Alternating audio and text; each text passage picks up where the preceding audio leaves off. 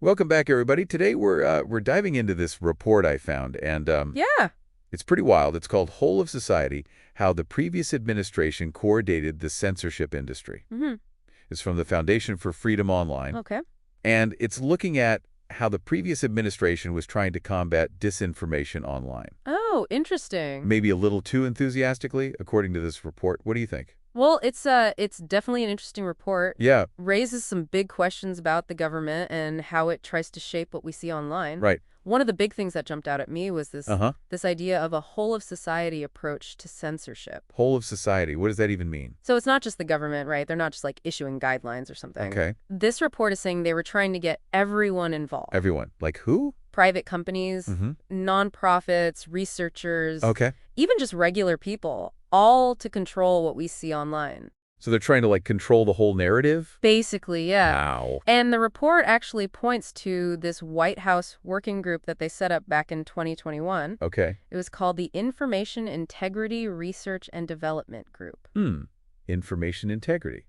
Sounds a little Orwellian, don't you think? Well, it does make you wonder, right? Yeah. Because they weren't just like a small group, you know? Right. The report says they were trying to get government employees involved, researchers, businesses, even libraries and museums. So, like, if you went to check out a book, Right. they'd be trying to steal you toward certain information. Well, maybe not that directly, but the point is they were trying to use all these different channels to push a certain narrative. It seems like they were really trying to blur the lines between, like, public and private action. Exactly, and that has some serious implications for free speech, obviously. That's a whole other can of worms. But did this group actually, like, do anything, or was it all just talk? Oh, they did stuff. They published this roadmap for researchers in A 2022. roadmap? Yeah, and the FFO report is saying that this roadmap was basically their plan for how to control online narratives. Interesting. What was in this roadmap? Well, one of the things that really stood out was that it totally rejects the idea of the marketplace of ideas. Oh, right. I've heard of that. Just let everyone share their ideas and the truth will come out, right? Yeah, that's the basic idea. It comes from John Milton and John Stuart Mill, these thinkers who argued that the best way to find truth is through open debate. So you're saying this roadmap basically said, forget that. Pretty much, they called it an idealized notion. Idealized, like it's some naive dream. It seems like they felt they needed to step in and manage the conversation, decide what's true and what's not. Sounds like they didn't trust people to figure things out for themselves. That's the impression I got, too.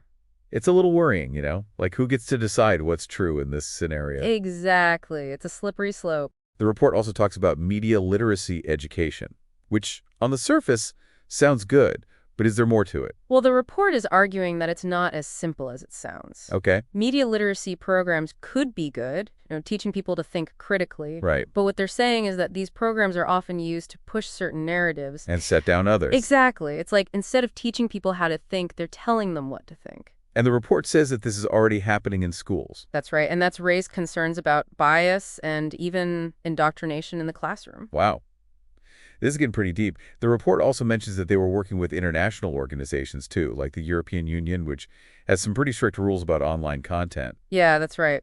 What's the concern there? Well, the report's saying that this could lead to American companies censoring stuff globally, Huh. to avoid getting penalized by the EU. Even if that content is perfectly legal here in the U.S. It's, So basically, we could end up with American companies censoring themselves yeah, just to avoid trouble overseas. that's a big concern. Yeah, that's pretty chilling. So this whole of society approach, it's not just about what's happening here in the U.S. Right. It could have ripple effects all over the world. And the report makes it clear this whole of society approach could have a really chilling effect on free speech. It makes you wonder, are they prioritizing a specific version of truth over open debate? That's a really important question. Because if that's the case, then we've got a problem. We do.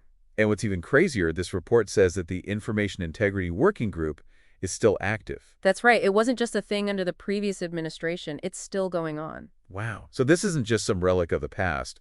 This is something we need to be paying attention to right now. Absolutely. It raises all sorts of questions about how we're going to balance combating harmful content with protecting free speech in this digital age. And it seems like something that could have a real impact on our lives. It could. We've covered a lot of ground here, and it's clear that this is a really complicated issue. It is. But one thing that really strikes me is how something like media literacy, which sounds so positive, Right.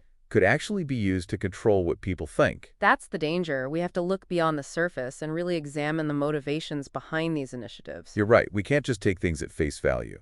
especially in this day and age where we're bombarded with information from all sides. Speaking of which, the FFO report goes into some detail about specific organizations involved in this whole-of-society effort. Were there any names that jumped out at you? Yeah, there were a few that I thought were particularly interesting. Okay, like who? Well, one that caught my eye was NewsGuard. NewsGuard, yeah, I think I've heard of them. They're a company that basically rates the credibility of news websites. Oh, okay. You know, like how trustworthy they are. Right. But haven't they been accused of bias themselves? Yeah, exactly. Okay, so what's the issue there?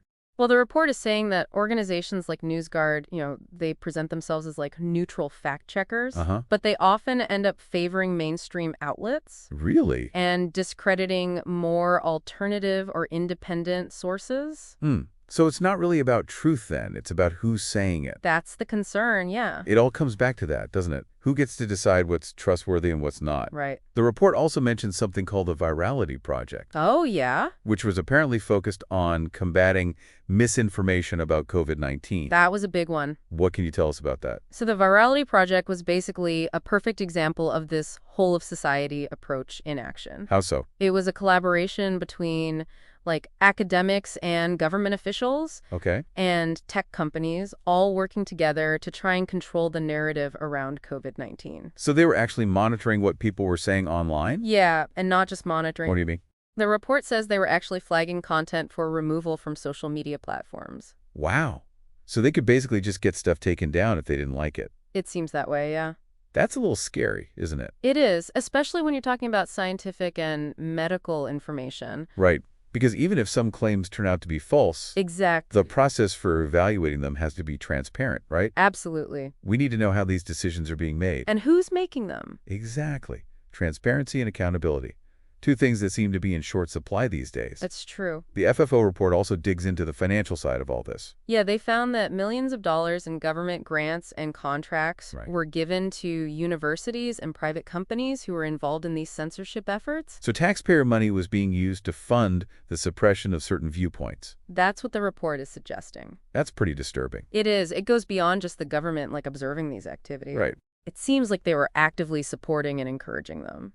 It makes you think twice about this whole media literacy thing, doesn't it? Yeah, it's one thing to teach people how to think critically, Right. but it's another thing entirely to use those programs to push a specific agenda. And the fact that they're implementing these programs in schools. Yeah, that's a big concern. I mean, we're talking about potentially influencing young minds here. It's a lot of responsibility. It is. And then there's the whole international dimension, right? Right. American companies potentially censoring content globally. To avoid running afoul of those stricter regulations in other countries. Exactly. It's like we're heading for a clash of cultures when it comes to online speech. It's definitely a complex issue. It is. No easy answers. Nope. So what do we do? How do we balance free speech with the need to protect people from harmful content? That's the million-dollar question. It really is. This FFO report, it feels like a giant wake-up call. It is. Like, hey, pay attention. This is happening. Ex- It's easy to get caught up in the idea of fighting disinformation. right. It sounds good on the surface. It does. But when you start digging deeper, it gets a lot more complicated. It does. Who gets to decide what's disinformation? What methods are okay to use to combat it? Those are the questions we need to be asking. Because the answers have huge implications for free speech. And for the future of open discourse. You've hit the nail on the head. This report, it's a call to action. It is. We need to be paying attention, asking questions, and holding those in power accountable. We can't just sit back and let this happen. The stakes are too high. They are. Well said. This deep dive has given us a lot to think about. It has. It's a reminder that our freedoms, especially online, are under constant threat, They are. and it's up to us to defend them. Absolutely. So stay informed, stay engaged, and keep having these conversations. Couldn't agree more. What are your final thoughts for our listeners today? I think the big takeaway for me is that we got to be really careful about who we trust, you know? Yeah, who are we trusting with the truth? Exactly. We can't just hand over the reins to the government or a tech company or some fact-checking website. We have to think for ourselves. Right, right. The marketplace of ideas, it's not perfect, but at least it lets us hear different perspectives. And make up our own minds. Exactly. And when we start censoring certain viewpoints, Uh-huh. we end up in an echo chamber. Yeah, where everyone just agrees with each other. And that's dangerous, you know? It is. And it's a good reminder that even censorship that's done with good intentions can have some pretty bad consequences. Oh, absolutely. It can stifle creativity, silence dissenting voices, and even undermine free speech itself. Which is kind of the foundation of a healthy democracy. Exactly. So what can our listeners do about all this? Well, first of all, stay informed. Read reports like this one from the Foundation for Freedom Online. Yeah, get the information straight from the source. Right. And pay attention to what these organizations are doing, the ones involved in all this censorship. Right, do your research. Exactly. And try to understand the arguments on both sides of the issue. Don't just blindly accept one narrative over another. Right.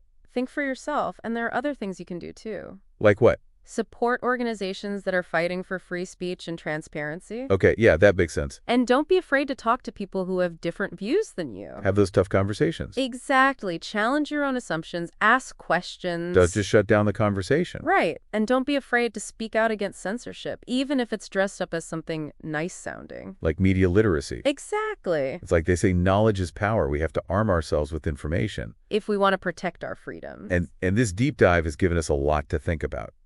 It's a reminder that we all have a role to play in protecting free speech. We can't just assume someone else will do it for us. We have to be active. We have to be engaged. We have to fight for the kind of internet we want. An internet that's open and free, where everyone can share their ideas. That's the goal.